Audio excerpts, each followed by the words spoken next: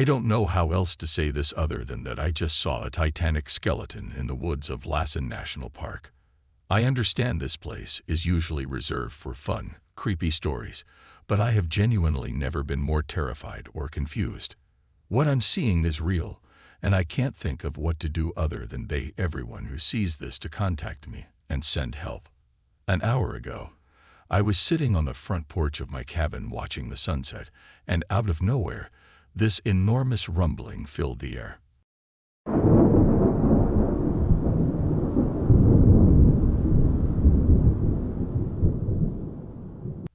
The type of rumbling that you can feel in your bones concerned. My first thought was, maybe there's an earthquake. However, the problem with my earthquake hypothesis was that the ground wasn't shaking. It felt more like a rhythmic vibration, almost as if there were intervals. It had to be something else, I thought. Simultaneously, I hear tree branches snapping violently out in the distance behind my cabin, and I can see flocks of birds freaking out, desperately attempting to get away from that area. Not only that, I can see a thin layer of smoke or fog among the carnage. Immediately, my mind jumped to this being an active rockslide,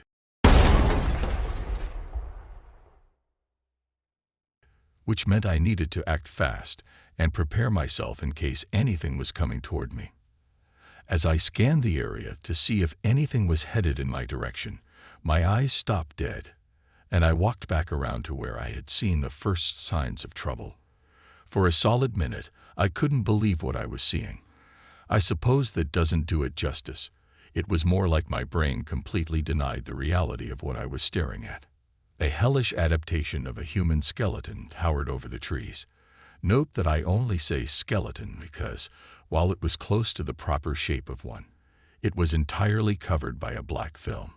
I would tell you that the film was the thing's skin, but it was ungulated and popped in weird spots like an unfathomably extensive collection of maggots, all moving in spastic and discontinuous patterns.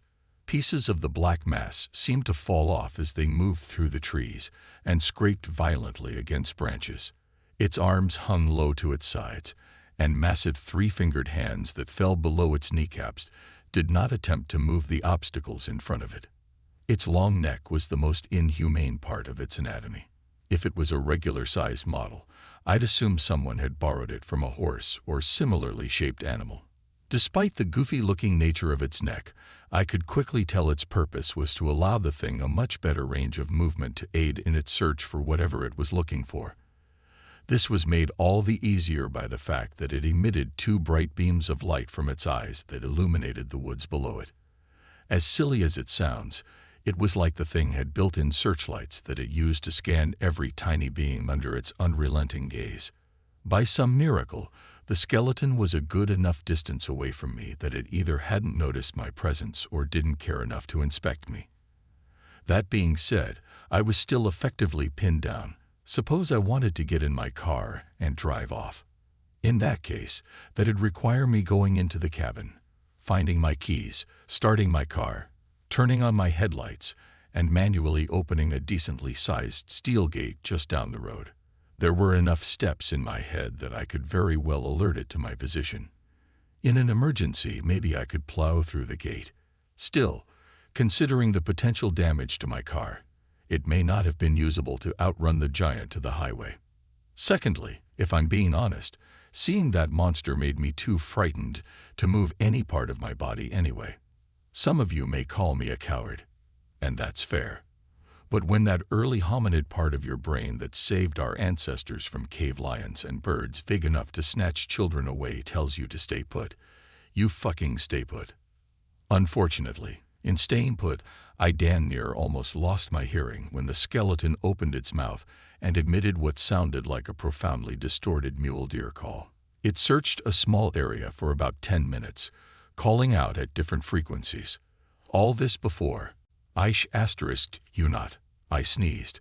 It stopped in the middle of its call, waited a couple of seconds, and briefly switched to what sounded like a child on a loud intercom, and said, "Hello!" I felt my heart drop as the twisted puzzle pieces came together. Before I knew it, my hands were glued to my nose and mouth, fearing that the slightest breath would send them over to me in a frenzy. It took a single step in my direction and flashed those demonic eyes over my property. Luckily, the cabin blocked me from that wretched light, but I had piqued its interest, and it was easily tall enough that it would be able to see me on the other side if it got close enough. It took another cautious step towards me, and at a lower frequency, repeated its inhuman question. "Hello." At that moment, I knew I had to make a decision. Part of me was convinced there was a good chance that I would die, but that good chance would be a certainty if I didn't act.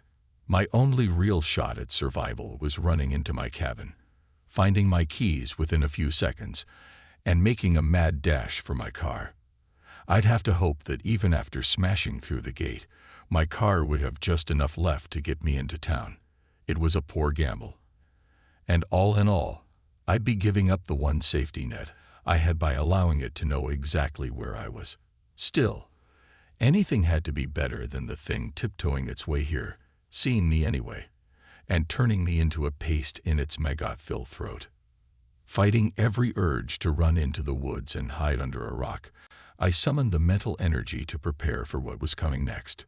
Cursing myself in my mind, I slowly and quietly turned towards the door to begin a race for my life. But just as I had done so, I heard a groan in the distance.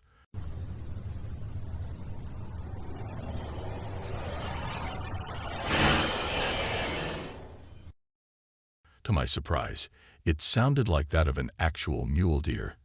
The skeleton must have picked up on the noise at the same time. Its long neck immediately snapped in the direction of the sound. Its wretched searchlight eyes began flashing rapidly, and in the sloppy manner of a starving animal, it began to tear through the trees toward the noise, as if the prey it was silently stalking just moments ago never even existed. I took the opportunity to bolt back inside my cabin, grab my keys, and hide under my bed with my phone, a rifle, and a pillow to stifle even my most shallow breaths. It's been about an hour since it left, and I haven't heard anything from outside, but I'm too afraid to go out and check. I'm leaving as soon as the sun rises, but for now, I feel as trapped as I did when I was in the open.